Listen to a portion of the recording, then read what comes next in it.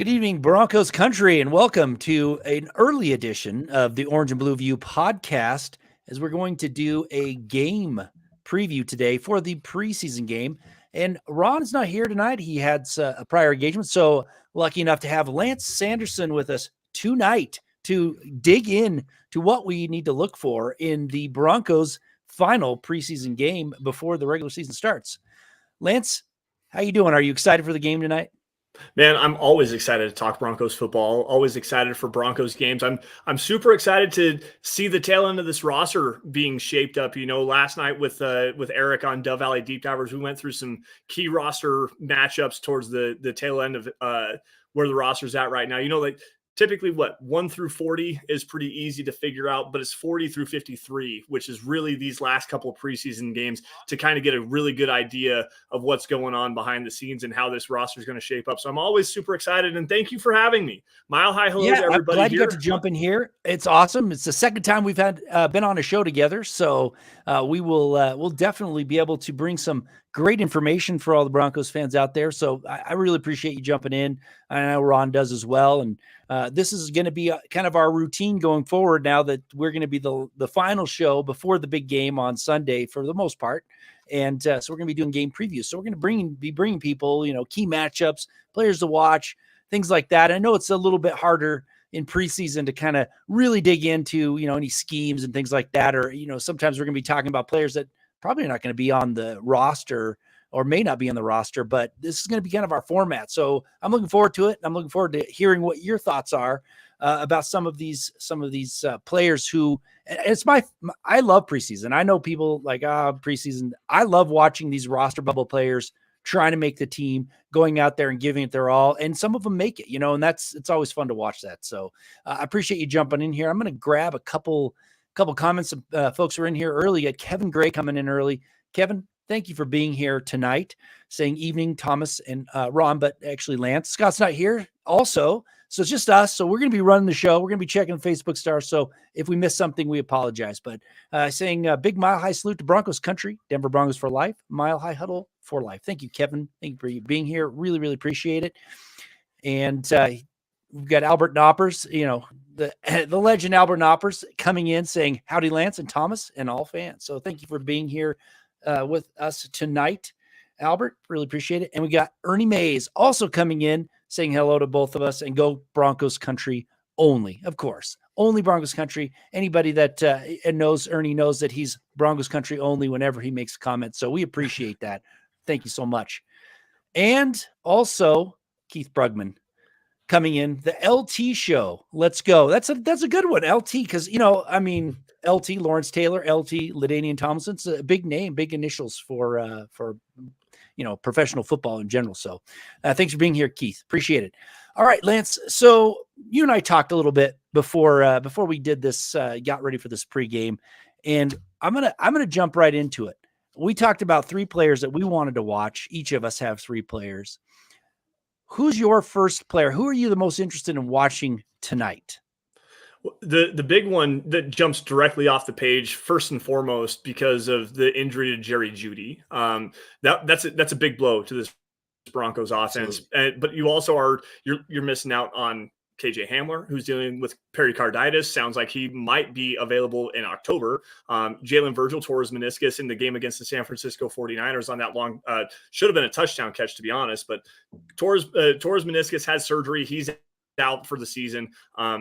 And then you also have Tim Patrick, who is the guy that I'm going to highlight the most here in terms of the torn Achilles. But Brandon Johnson is the first player that the Broncos had out on the field in practice in that Tim Patrick role. He also missed some time there, about 2 weeks with a rolled ankle, and was just kind of trying to get himself back healthy and everything like that. Started practicing again a couple of days ago against the Rams in these joint practices on Tuesday and Wednesday, or Wednesday, Thursday, whatever the heck days it was. Everything's blurring together for me. But all running together. Absolutely. 3 kids, 3 dogs, and an entire farm full of stuff to do. It all runs together. But regardless, Brandon Johnson is the guy I really want to watch today. If it sounds like he's going to play a little bit, he needs this action. We need to see the translation of him going out and dominating in that Tim Patrick role in practice. And if he's going to have an opportunity to do so, this secondary is a great way for him to get those looks and to get those targets that he needs to have. I mean, you're talking Akello Witherspoon at cornerback.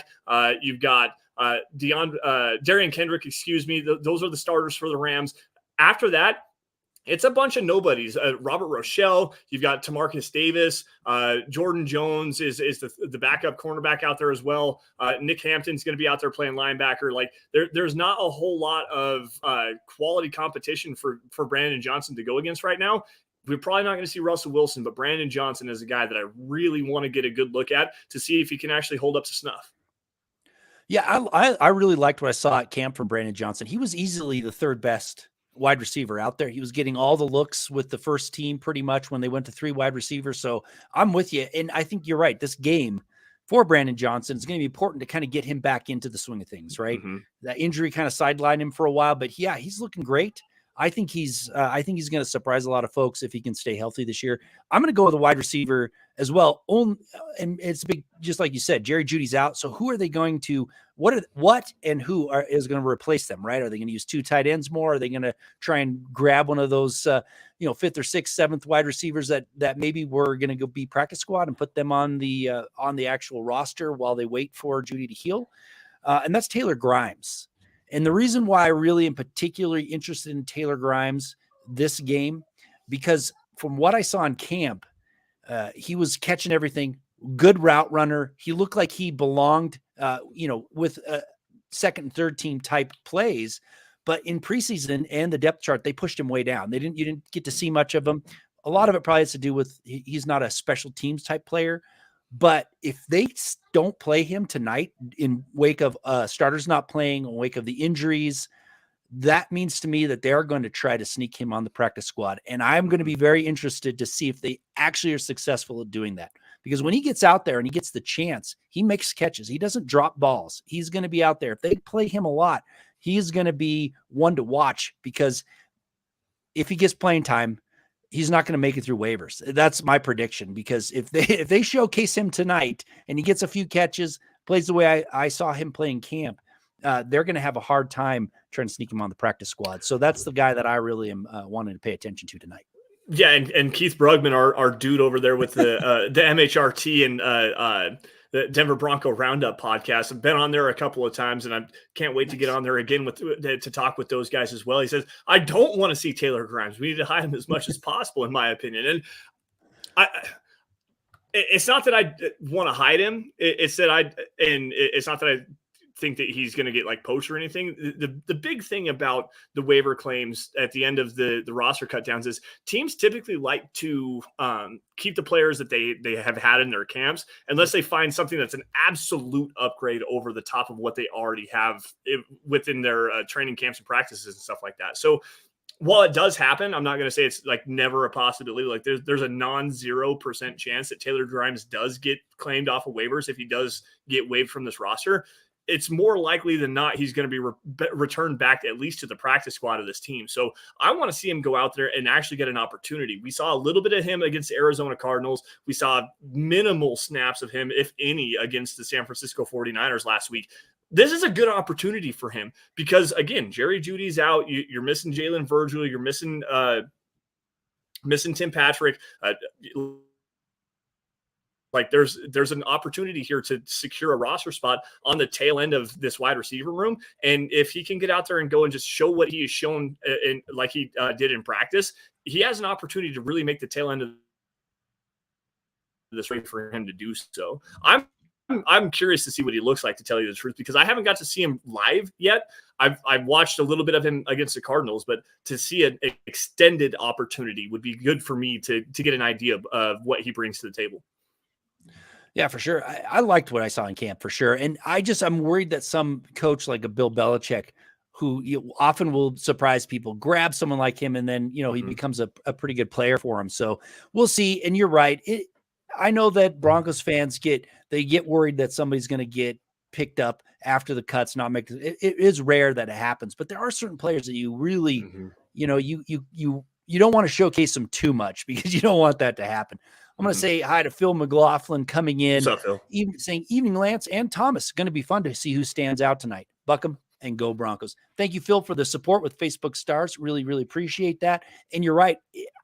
This is always a fun time for me. I remember back in the day watching Terrell Davis make that big hit in preseason, and then all of a sudden people are starting to notice him, makes the team, and now he's in the Hall of Fame. So not saying that somebody tonight's going to be a future Hall of Famer, but it's always fun to watch those folks that are trying to make the team out there scrapping hard and see, and then you watch vets who maybe aren't up to snuff and they take their job. So we shall see. But thanks for coming in, Phil, and thanks for the support. Really appreciate it. And Michael Ronquillo also coming in with Facebook Stars. Thank you for the support. As always, Michael's always here. Thank you so much. Saying good evening, Thomas and Lance on the Orange and Blue View. Go Broncos and Buckham. Thank you so much. Really appreciate it, Michael. Thanks, Mike. We appreciate that. Definitely for sure. We also appreciate Phil for jumping in here as well. So thank you guys. Just wanted to throw that in there. Go ahead, Tom. Yeah. And so those two wide receivers right off the bat, which is, not unheard of with the injuries that have been going on and whatnot. But I'll tell you, I'm going to give you a surprise player. And the reason why it's a surprise is because this is somebody who I think might be the starter. But I'm interested in seeing how much he plays tonight and what he does with that playing time. And that's Jonathan Cooper. I actually am so impressed with Jonathan Cooper this offseason, training camp and preseason. I think he's the starter opposite Randy Gregory when the game one rolls around. And this will be the telltale tonight. If he doesn't get any playing time tonight, he's the starter. Or if he gets very little bit of playing time, I think he's leaped over Frank Clark and Baron Browning, who's been hurt, obviously. That's how impressed I am with him. And that's why I want to see what happens tonight, because I want to know and I know this is, more self-motivated than anything, but I want to see if he is handled like a starter, because that's going to clue you into how much, what they're going to do with him come game one of the regular season. I think he's a starter, and he deserves it the way he's played. But if he does play tonight, you think about what he did. He did in 19 snaps last week. He had 4 tackles, a sack, and a tackle for a loss in 19 snaps. Frank Clark had 27, had 1 tackle. This guy's playing as an impact player. And if he gets 5 or 6 snaps tonight, I want to see what he does. Right. And if he comes in right away and then is gone from the lineup, sitting on the sidelines with his helmet off, he's your starter. Yeah, I'm with you on that one. I actually mentioned this last night on Dove Valley Deep Divers with Eric, and go check that out after the fact. Obviously, you can catch it on YouTube or on Apple, Spotify, wherever you get you guys podcast. I brought this up as well towards the tail end of the show. Jonathan Cooper has really surprised me with his ability to create some bend, create some pocket pressure, because that's not the player that he was. He was more of like a guy that could hold up on the edge against the run and really just was a dominant player in that aspect. And he was arguably the best edge for the Broncos after they traded Bradley Chubb to the Miami Dolphins last season at the trade deadline. Like, Jonathan Cooper is developed in a way that I think is completely understated with Broncos country. He's what's the word I'm looking for? He's combining pass rush moves together. He's using a rip and swim. He's got a spin move in there as well now. He's really utilizing that length that he has, utilizing speed to power. He's really transformed his game. And I'm with you, Tom. I think that he won the starting job. I really do.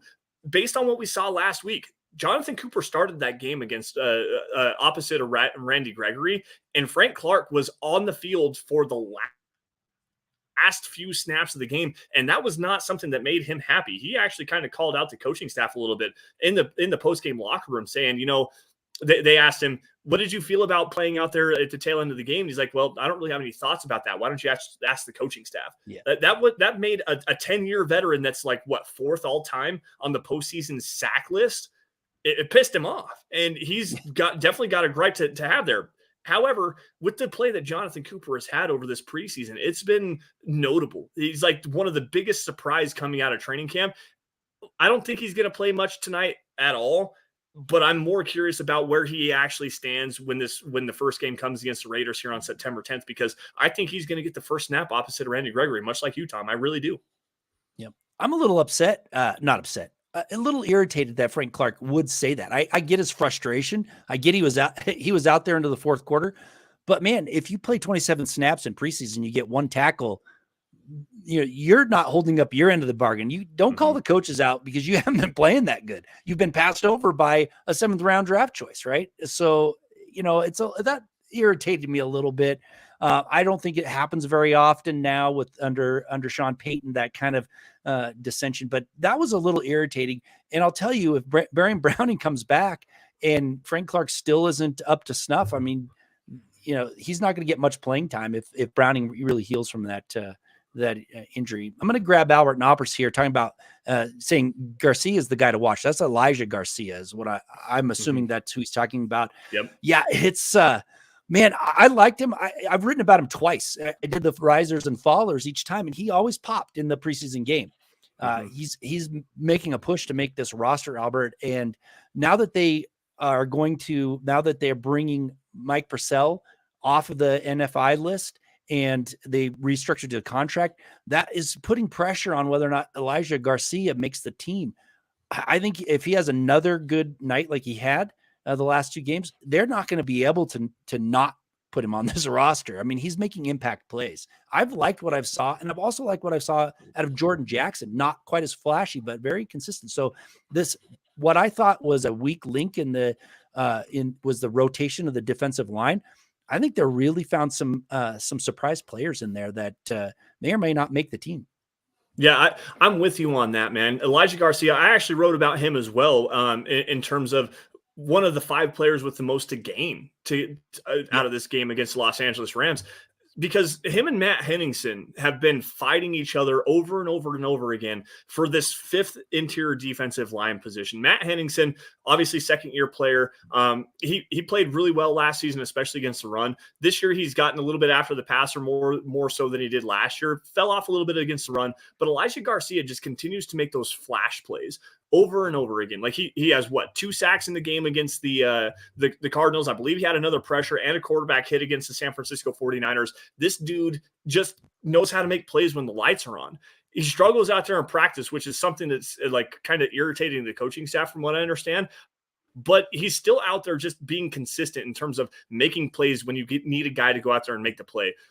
Another aspect of this interior defensive line, I want your thoughts on this, Tom, with Henningsen, who was projected to be the starter opposite of DJ Jones, and obviously Mike Purcell there, but Jonathan Harris, where did this guy all of a sudden come from? He's playing some damn good football. Like, let's be honest here. He's out there wrecking stuff. He's great in the run. He's got a couple of pressures as well. This dude was a bubble player for the Vic Fangio team in 2018. And he just manages to stick around long enough. He's dethroned Matt Henningsen, won the starting position from what I understand, and is out there just playing amazing football. So I want to give him a shout out. Tom, what do you think of that? Yeah, it's funny. I wrote about Jonathan Harris a while back, and it seems like he's always kind of been on the cusp of making that next step. And they gave him a lot of chances in both last year's camp and this year's camp. Injury kind of sidelined him, but they've always every coaching staff has liked Jonathan Harris, and they've wanted him to take that next step, but he's either been derailed by injury or something else has happened where he hasn't taken it. And now he grabbed it by the horns, so to speak. This camp, he was really solid in camp. He's looked good in the preseason games. Yeah, I think he finally got his took that shot and made it his own and stepped up. But yeah, I think I wrote about it back maybe 3 weeks ago to 4 weeks ago about his process of trying to make the team. They wanted him to be a depth player. They've given him every chance they can, and something's happened. And now nothing has happened. He hasn't been injured. He's had his opportunities because Mike Purcell was sitting on the sidelines with on the NFI list, and he's there, and he deserves it. He's played well enough to be that guy opposite of Zach Allen and DJ Jones on the starter. I like what I've seen, and it's a surprise to me, right? I didn't think he was going to make the cut with everybody else that they had. I thought, okay, he's probably on the outside looking in. No, he's earned it. He's played extremely well in camp. He was I believe the guy that deflected one of Russell Wilson's pass when everybody was lamenting about the interceptions that fell to Randy Gregory. I think that was Jonathan Harris that deflected it. Randy Gregory, would have been a touchdown interception for a touchdown. So yeah, right away, that was early in camp that he was making noise. So I'm pretty proud of him for doing what he's done and taking that next step. So I think he's the starter. I think he is as well. I think he's done enough, especially in these preseason games, to be able to do so. I think he is going to be the starter on this defensive line. And the nice thing about that, and from my perspective, is Mike Purcell's coming back from injury, a good rotational piece who doesn't have to be out there all the time, right? So he'll be able to keep his body a little healthier and contribute more because he won't be struggling with injuries. And that's been his problem. Mike Purcell's has been struggling with injuries over the last few years. And since he signed that contract, and he hasn't really lived up to it, so to speak. I think he's played well when he's been out there, but if he can keep his body a little healthier because Jonathan Harris is playing so good, that's going to benefit the Broncos in the long run because they need that rotational depth and they need Purcell to be out there because he's a solid player. Yeah, absolutely. And this is not to disparage Zach Allen, who I think has had a tremendous camp. He's been practically unblockable, especially in the running game. Like, this dude is just incredible. But and not to say anything against DJ Jones, who was a monster in the snaps that he played. This is to praise Jonathan Harris and what he was actually able to do, because it was going to be Zach Allen, DJ Jones, Jonathan Harris on the front lines. Then you insert Mike Purcell in there as well with the restructured contract and everything like that. Matt Henningsen, Elijah Garcia, if they manage to be 4 and 5, or whoever's going to round out the rest of that room, it's going to be. I'm actually a lot more. I don't want to say positive about this defensive line, but not quite as cautious about it as the proper way to say that. And don't forget on that rotation, Tyler Lancaster hasn't looked bad either. They brought him as a free agent, and he's actually looked pretty solid. So they've got some depth decisions to make on August 29th for sure along the defensive line. Well, and I actually wrote about Tyler Lancaster in my 4 guys with the most to lose, because before Mike Purcell restructured his contract, came back off of the NFI, Tyler Lancaster started at nose. He was the guy out there as a specific 0-1 technique. And I like you said, I thought he played fairly well. There was definitely some technical issues, some strength issues that he showed, but the player that I noticed more than Tyler Lancaster was PJ Mustipher, and his ability to get after the quarterback, especially in camp as well.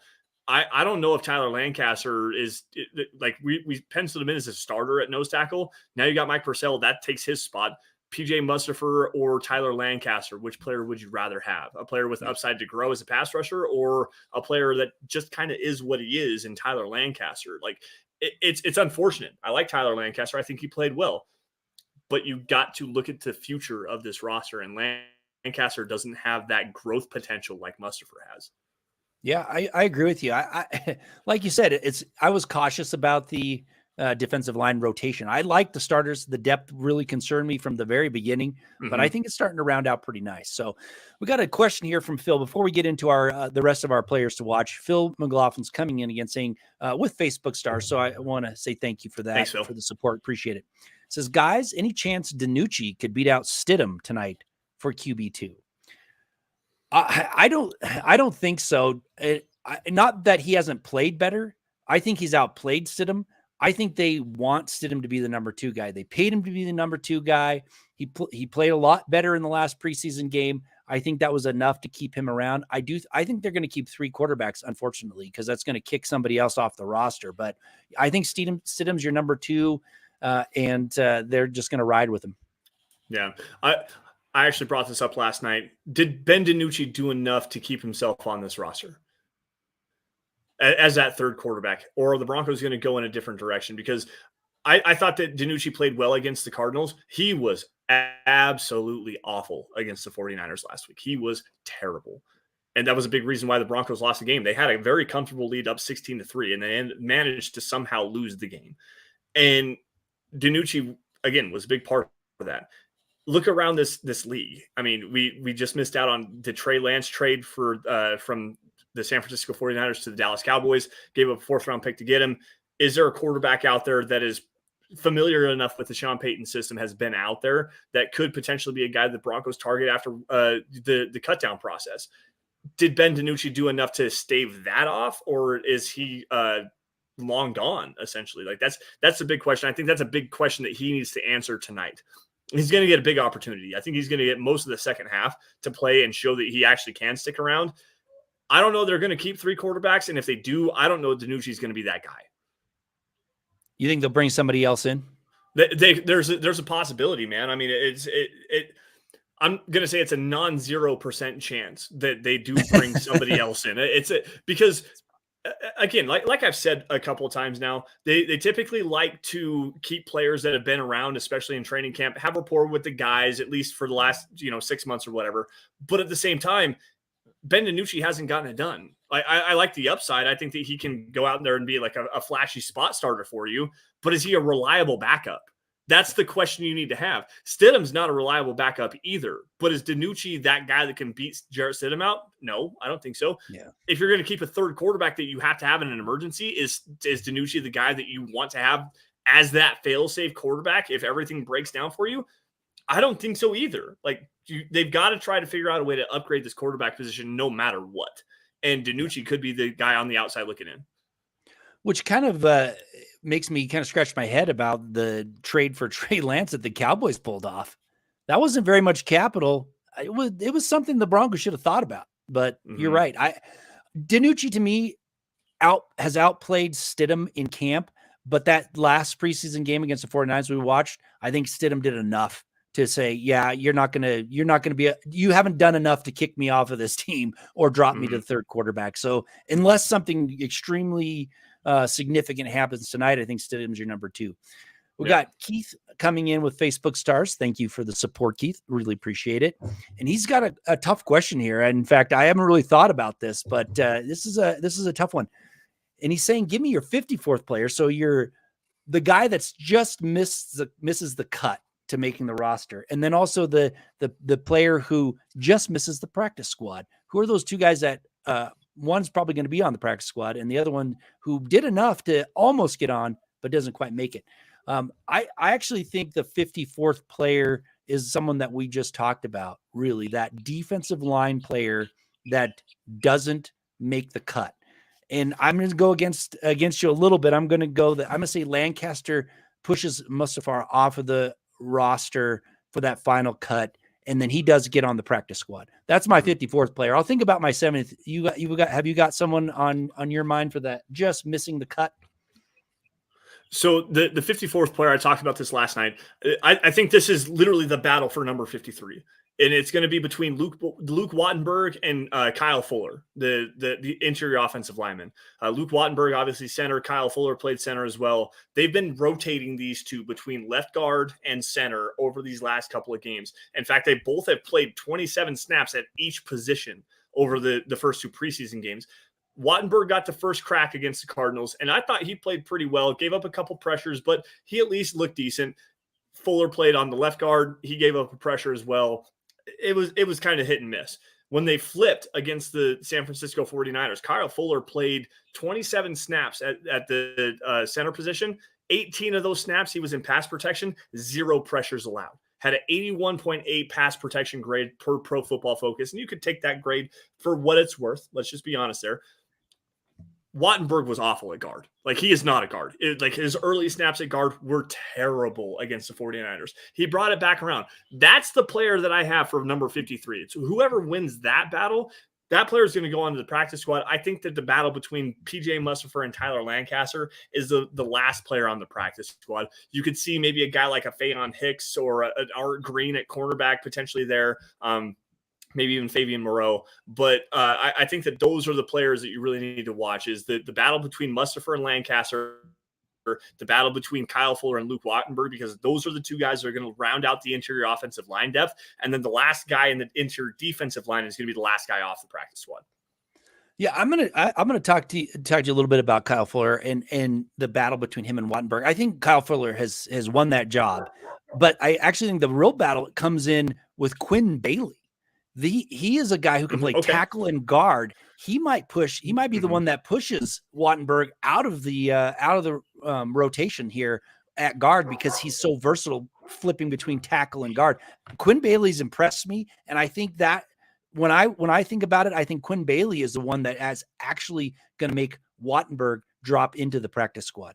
I've been impressed with how Quinn Bailey's played at both tackle and guard. Really, I know he's going up against players who probably aren't going to make the team on the opposing roster, but you can't ask for, you got to play who's lining up against you. So I think the versatility that Quinn Bailey shows is going to allow them to bring in a less experienced guy at tackle, Palczewski, have him make the roster and push one of the guards off. And I think it's Wattenberg. I've been impressed with Bailey and his versatility.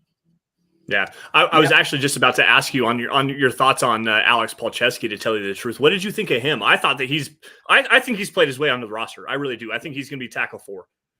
So I started talking about Alex Palczewski back on May 20th on this very show. I believe it was either this show or it was, I think it was Orange and Blue View.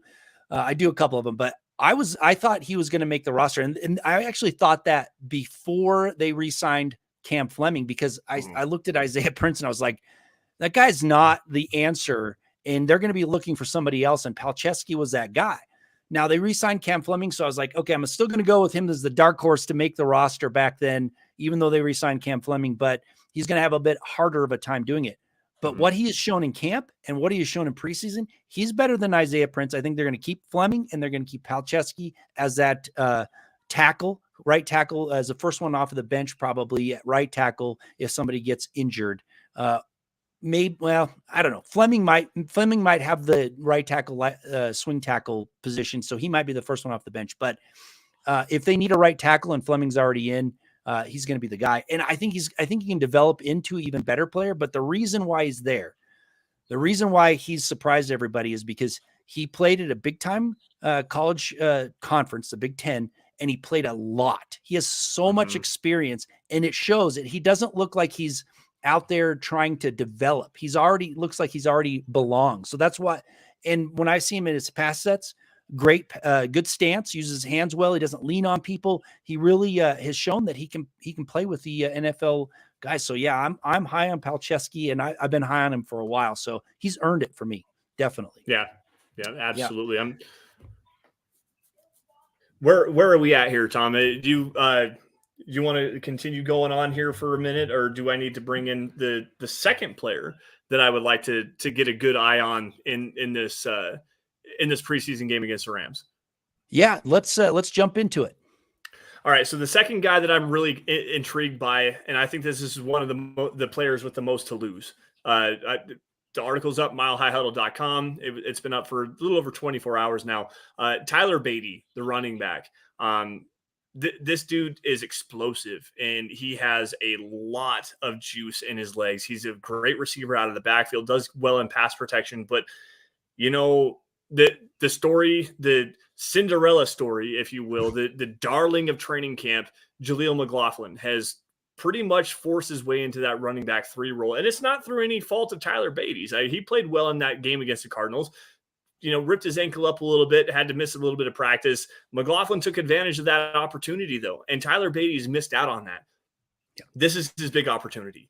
He has an opportunity to go against, second and third stringers, show the ability out there, catching the football. They need him to show that he can actually play not only as in pass protection, not only receiving the football out of the backfield, but running between the tackles and playing within this offense as a running back. Because if McLaughlin's running back number 3, that means that Tyler Beatty needs to be running back 4 on this roster. And that's where the roster math gets really difficult, because they have Michael Burton as well as a fullback. It sounds like they really like Nate Atkins, who has played as a fullback coming out of the backfield. They've split him out wide as a receiver. They lined him up in line as a tight end as well. They've lined him up in the slot and tried to use him as well. Tyler Beatty, this is a big opportunity for him. And I want to see what he looks like tonight with an extended opportunity, because he's going to get a lot of carries, a lot of touches to really prove that he can take over a roster spot that may not be his right now. Yeah, I agree with you. And when you're talking about Nate Atkins, I thought that he was going to, if they were going to keep 4 tight ends, he was going to be it over Alberto. And Michael Ronquillo is coming in with more Facebook stars. So thank you for the support, Michael. He's talking about Alberto. Now, I'm telling you, he did not look good when I was at camp. He looked like he was easily going to be kicked off this roster. But all of a sudden, he has taken off, man. He is playing like a man on fire, basically out there. He's been the star of the practices, the joint practices with the Rams. I think he might be the leading receiver tonight. If I'm going to do a projected stats, Alberto going to have at least 4 catches, maybe around 40 yards and a TD. And he might, with that kind of production, he might be able to be on the roster. I mean, it would be tough for them to get rid of him if he's that dynamic in the passing game. So thanks, Michael, for jumping in about Alberto.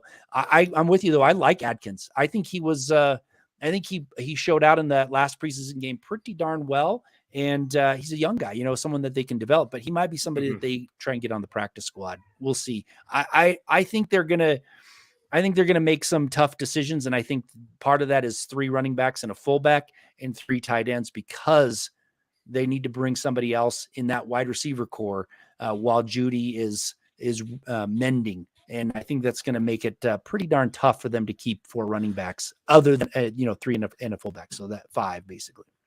Yeah, I'm with you on Albert Okwuegbunam, but I do want to ask you something, because listening to KOA the other day, Nick Ferguson was joining Benjamin Albright, and they were kind of talking a little bit about Albert Okwuegbunam, and Nick Ferguson didn't really go in depth on what he was trying to talk about, but he's like, I talked to Albert Okwuegbunam, and he was pissed off, and he was out there, blowing people up in practice, showing the receiving ability that he had. Made a big play on the kickoff return from Jaleel McLaughlin a couple of weeks ago. Big, huge block, opened up another lane for Tony Jones, against the Arizona Cardinals.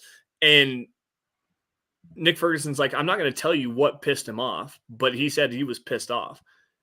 I'm curious, though, what do you think about Albert Okwuegbunam playing his way for a trade? And Peter Middleton kind of brings it in here. He says, is Albert Okwuegbunam playing for a trade? I think he knows he'll get cut.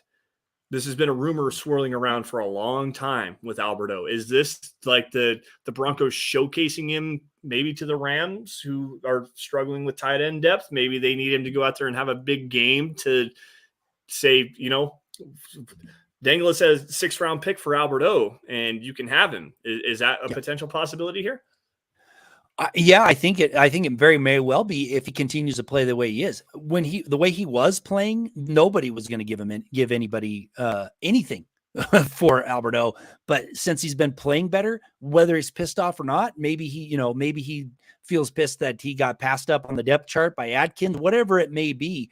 He is playing extremely well, not just as a pass catcher, but he's been blocking well too, which is the biggest surprise to me, because that was the reason why he couldn't get on the field at all last year, really, until injuries kind of forced him onto the field. So it very may well be that and that would be beneficial for the Broncos, right? If they want to shop him, that he's been playing so good as of late, it helps his ability to get onto a team who maybe can utilize his skills, right? Because right now you've already got Dulcich, you already got Manhurst, you already got Troutman. Where's Albert going to play? He's not, he might be playing on special teams. He might come in once in a while. Maybe this is his opportunity to go somewhere else where he can play a little bit more. So yeah, I mean, I think it's beneficial for both Albert and the Broncos if he plays really well, especially tonight in this preseason game. Yeah. I'm with you on that one. Yep. Sorry, I was going to say, who's your third player to watch? Who's your third player to watch tonight? My third player is JL Skinner. And the reason why I'm saying that is he has not played well enough to force anybody off of that safety roster. He's improved. The first game, I thought he looked a little lost at times in that first preseason game against the Cardinals. He played much better, had a big hit against the 49ers. He's a 6th round draft choice who's fighting to make the team. I think he fell in the draft. I think he's better than his draft pedigree. But I really want to see what he does tonight. I want to see that he looks more like he belongs out there. He lays another big hit that gets people's attention. But I want to see if he can force the team to keep that 5th safety, right? I know that they're banged up. PJ Locke's banged up, so that may force them to do it anyway. But the problem that I have with Judy being injured, other than it sucks that he's injured, is they're going to try and keep him on the roster. So where are they going to make that other cut, right? Where, when I'm looking at that roster, where's it going to come from? It could come from the safety position if JL Skinner isn't impressive enough to force their hand, right?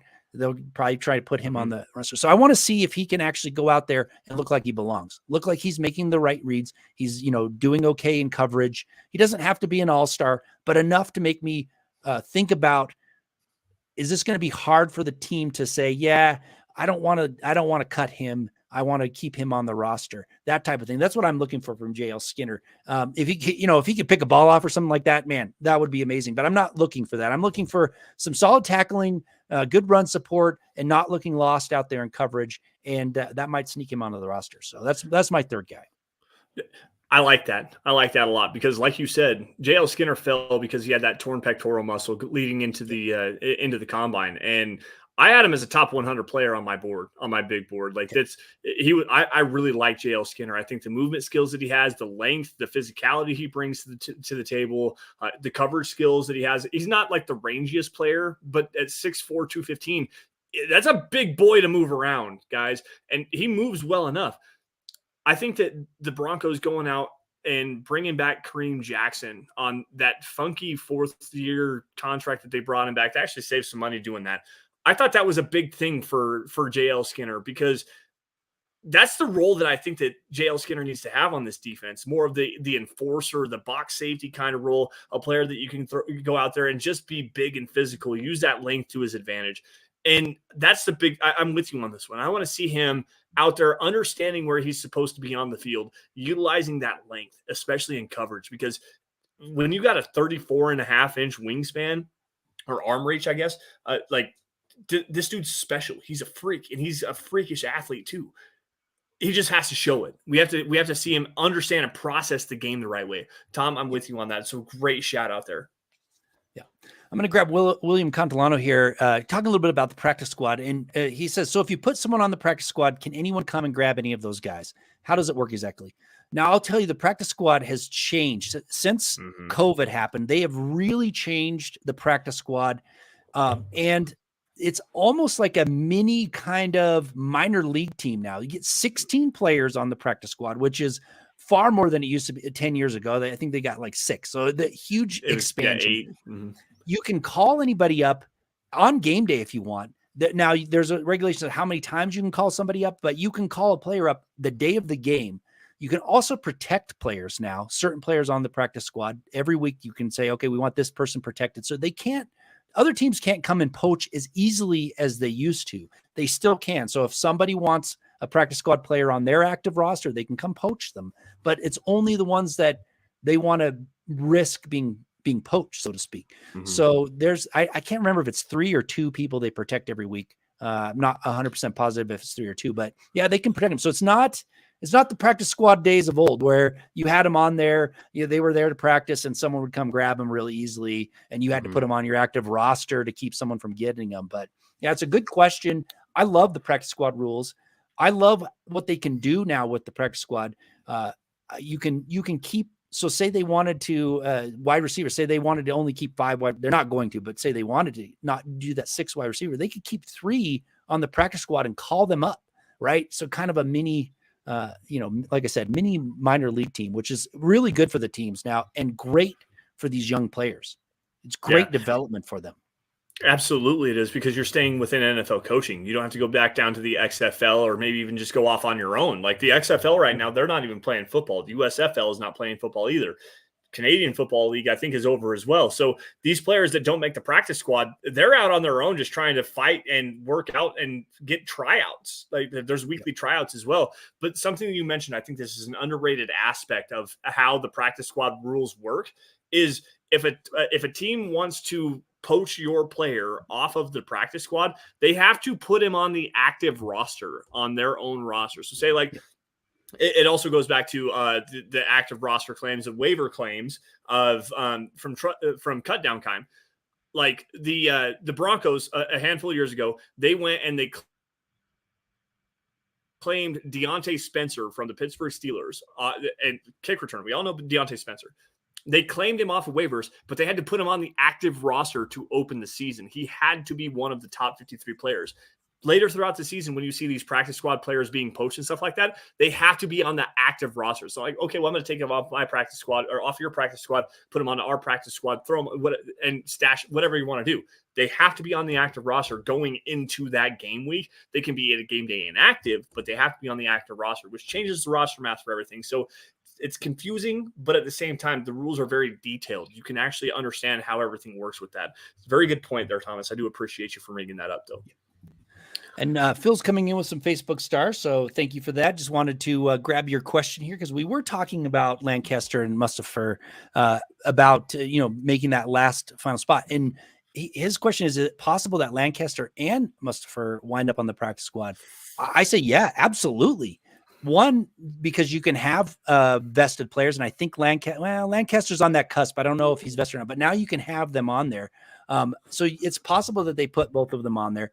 However, I think it's unlikely because they're basically at the same position, right? You don't need Mike Purcell, DJ Jones, and two similar type players on their practice squad. I think they'll put one on. That's my thought. But one of them could make the team. Right. We both talked about it. Lancaster can make it. Mustafa can make it. And so they do put one of them on the practice squad. But I think if Lancaster is the guy that gets cut, I don't think they're going to, I think they'll keep somebody more development like a Jordan Jackson or somebody on the practice squad over Lancaster. Yeah, I'm with you on that one. Tyler Lancaster's played 4 seasons in the NFL, played 56 total games, which was a surprise to me. This is according to ProFootballReference.com. Yep. Excuse me, 59 total games. So for him to be one of those vested veterans, I could see that. But like Thomas said, the upside, that's what your practice squad is for. I mean, obviously you want to, if you can keep some veterans, you get 3 vested veterans. Sure, that would be great. I think that positions of more value than a nose tackle is going to be more of a priority for the practice squad, unless you have a young player that you like into the development and you have a veteran on the roster probably towards the tail end of his career, which lines up perfectly for the Broncos. You've got Mike Purcell as a starter at nose tackle, PJ Mustafa, the developmental player that has the upside. Lancaster just kind of is what it is. I don't think they both land on the practice squad just because of that, but I've said it 3 times now. It's a non-zero chance. It's a non-zero chance that they both land up on the practice squad. Yeah. So for my third player that I'm really looking forward to watching, actually, you know what? Never mind. I've already talked about those guys. Tom, you got a third player that you want to talk about, or did we already? I hit all my players, so okay. we're good. It was Skinner, Grimes, and Cooper, and you had Beatty. I forget Beatty. It was Brandon Johnson, Tyler Beatty. We already talked about Kyle Fuller and Luke Wattenberg. Yep. Like that was one of the big matchups that I wanted to talk about. So let's go ahead. How about this? Was something that I really liked that you wanted to bring to the show when you said let's talk about key matchups and schemes. Yep. And you texted me about this. Garrett Bowles and Ben Powers, how they were going to line up. What is the big scheme or matchup you're looking forward to the most? Yeah. So, I kind of was really interested in going head to head with Garrett Bowles, Ben Powers in the running game versus Marquise Copeland and Michael Hote. I don't know if that's how you pronounce it. It's kind of a weird spelling, but I don't know if they're going to play. It sounds like they're not going to play the starters on the offensive line this game.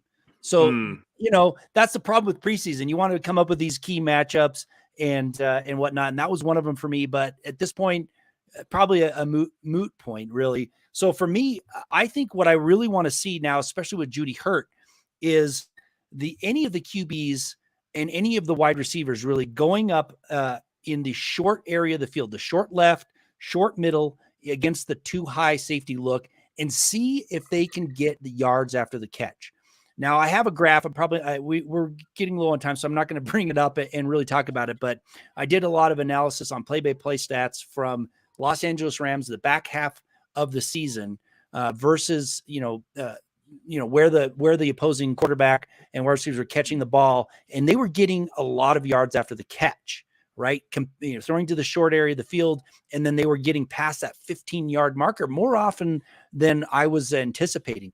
So I want to see who steps up in that yards after the catch. I want to see the quarterback deliver the ball in a way that the wide receiver has the opportunity to get that yards after catch and see who is the one that steps up. Is it Taylor Grimes? Is it Brandon Johnson? Is it somebody that we're not even expecting? Callaway, somebody needs to step up and get those extra yards because they're kind of vulnerable in that area. And that's what I want to say. That's the key matchup for me tonight is any quarterback, any wide receiver that's on the field, taking advantage of that too high safety look and being able to extend that play and get more yards for their quarterback. I love this. I love this so much because it's exactly what we saw with the Vic Fangio defense and even with the Giro Evero this last season with the too high, the match quarters aspect, even cover 2 man where everything over the middle of the field is so wide open. And then the secondary has to, gather and rush around the football. It's that kind of bend but don't break mentality. The Rams play a very similar defense that at least last season they did with Raheem Morris. They played more cover 3 as well, but still, I agree with you on this one. Finding those open spots in the middle of the field and giving these wide receivers opportunity to run after the catch. And a guy that I think you're going to have a really good set of eyes on today, Marvin Mims, man. Brandon Johnson's going to be the possession receiver. He's going to play that flanker. You'll get little Jordan Humphrey out there playing the X. That's all fine and groovy. Short motion, Marvin Mims down from down into the slot. Have him run that quick over route or the quick cross or a slant, something like that. Put the ball out in front of him and watch him run because this dude is electric with the football in his hands. It's such a great call out. I love where you're going with that especially for the Broncos offense, which we need to see. We need to see that from this Broncos offense. I'm going to go to the other side of the football though.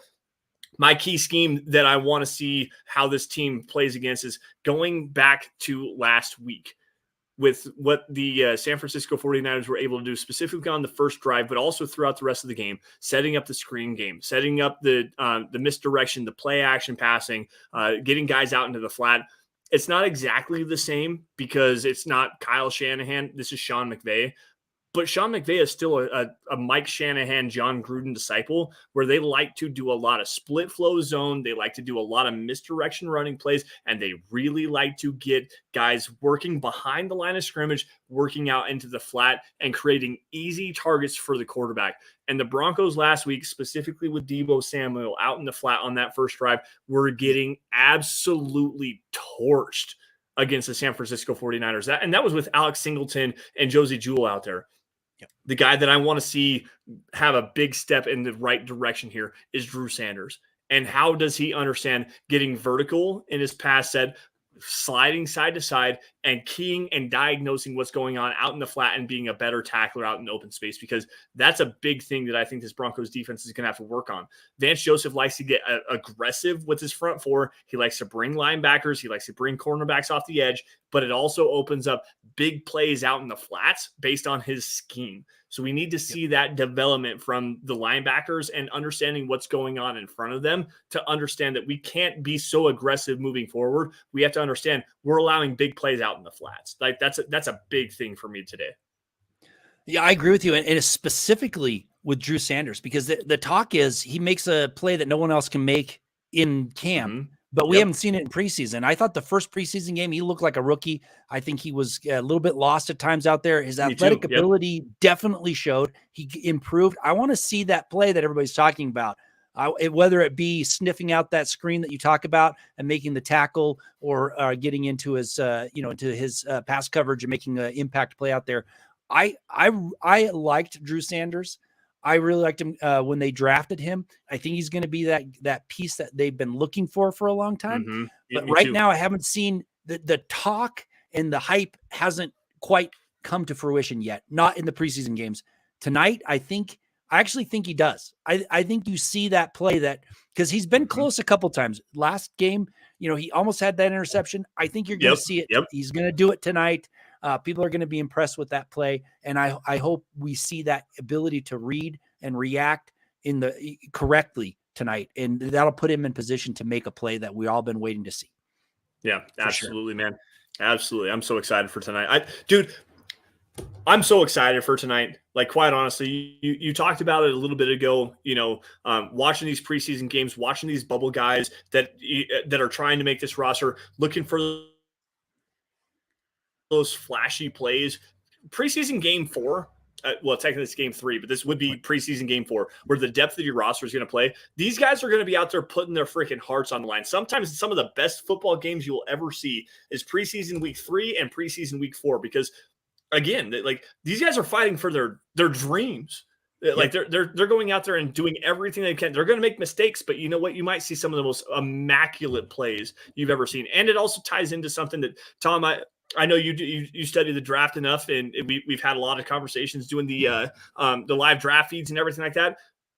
These players are guys that I scouted oftentimes, like these undrafted rookie free agents, these lower level draft picks that are trying to just figure out a way, and you get to watch that development. And it's so fun to me to watch this last preseason game. I'm super, super stoked. Yeah, me too. Like I said, I enjoy it just for that reason. Peter Milton's coming in, and he has a question, and it's a good one, because I haven't got your thoughts on this. I know I've talked about it with other folks, but his question is Broncos best rookie this season, ? Peter, great question.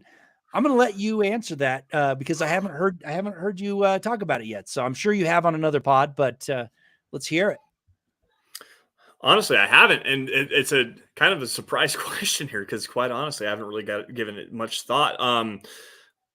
My biggest surprise rookie is probably going to be Riley Moss. I think that this dude is incredible. I think he's got position versatility. He can play inside. He can play outside. They're probably going to use him a little bit in the safety role as well. He's coming back from that sports hernia surgery, which is unfortunate. Going to be ready for the start of the season. I like Drew Sanders a lot, and I think that that's probably the most obvious pick, with his ability to come as a linebacker, crash into A gaps, and even coming off the edge a little bit. But I think Riley Moss is a lockdown cornerback at the NFL level. I think his hips are great. I think his athleticism is there. He understands football. Like, this is a high football IQ guy. He understands what's happening in front of him, and he gets his hands on a hell of a lot of footballs. And when he puts his hands on the footballs, he typically brings them down with him, and then he takes them back for a touchdown. He did that a lot at Iowa.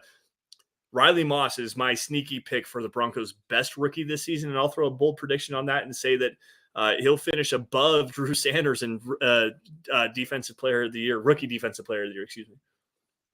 Nice. It's interesting you say that, because Moss has been sidelined, right? He had to have that surgery, so we haven't seen him. We haven't really seen him in camp. We haven't seen him in preseason. So I'm actually looking forward to actually seeing him play some live snaps, and because you're right, there's some great qualities about him.